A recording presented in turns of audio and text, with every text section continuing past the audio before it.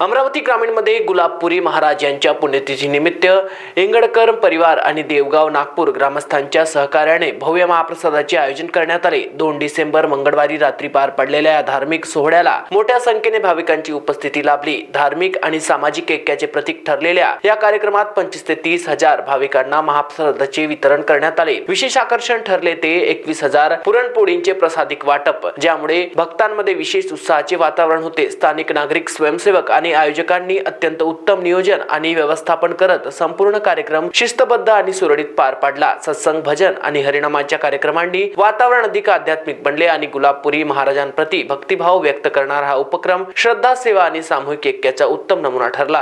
काहीच नाही, देवगावची आणि नागापूरची यांचं एक मनोगत होतं का जसा नेरपिंगळीला कार्यक्रम होते पुरणपोळीचा, तसा आपल्या देवगावात व्हायला पाहिजे।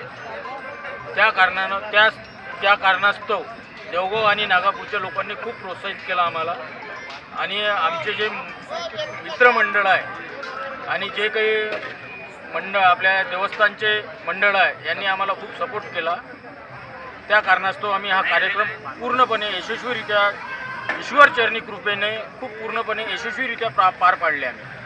महाराष्ट्र T24 करिता सचिन करडे, अमरावती।